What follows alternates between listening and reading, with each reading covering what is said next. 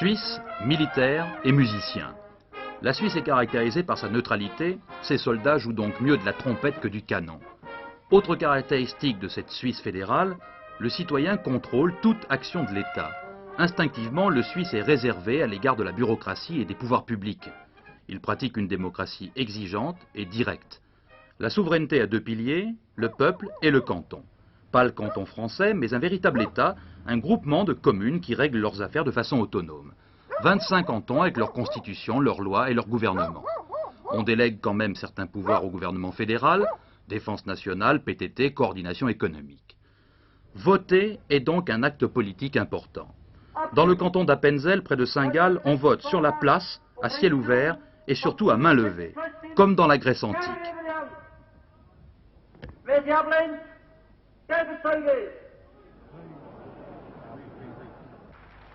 Et l'événement attire chaque année d'illustres observateurs.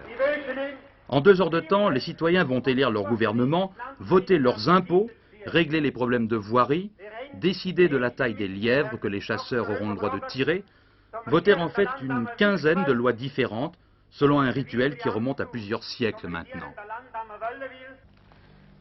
La Landsgemeinde, c'est le symbole et l'exemple de la démocratie. Chaque citoyen peut s'exprimer publiquement.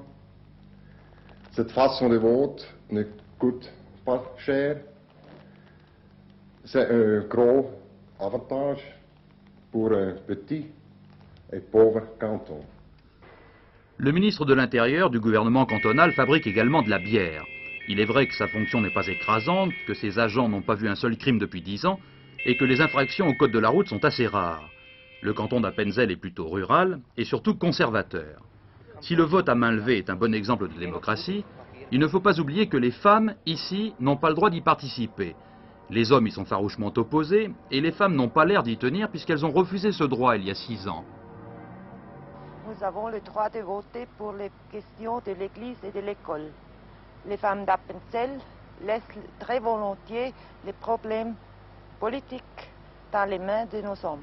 On dit les femmes d'Appenzell, ils ont le droit dans la maison. Alors ils disent à ses maris quoi faire. Et quand ils vont voter à Landsgemeinde, ils votent ce qu'il dit sa femme à la maison. Dans la grande salle du musée d'Appenzell, les anciens chefs du gouvernement du canton peuvent sourire dans leur barbe vénérable.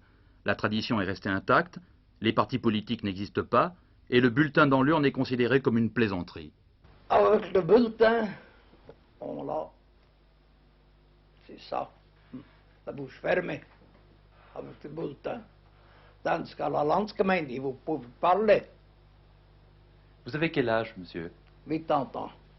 Et vous pensez que les femmes vont voter un jour ici? Oh, je crois que oui, mais c'est dommage. Ce n'est plus la Landsgemeinde. La Landsgemeinde, c'est l'affaire des hommes et pas des femmes.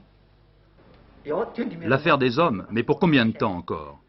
Les leçons d'instruction civique changent petit à petit de contenu et l'on parle à l'école du vote à main levée comme d'une sorte d'aimable anachronisme. J'ai eu l'impression que cette Landsgemeinde est pour eux une sorte de folklore. Ils l'aiment et ne croient pas que c'est un geste politique. Cette année, une fois de plus, 2000 électeurs étaient à la Landsgemeinde. L'espace de la commune est encore approprié à la démocratie directe, où le peuple décide sa politique, par opposition à l'État centralisé qui gouverne les masses de haut et de loin. Il est vrai que le canton n'est pas l'État et que les électeurs ne discutent pas les lois, ils ne peuvent que les adopter ou les rejeter. Autrement dit, il n'y a peut-être pas de système politique sans faiblesse. Der bisherige Inhaber, Herr Dr. Römer-Broger, vorgeschlagen.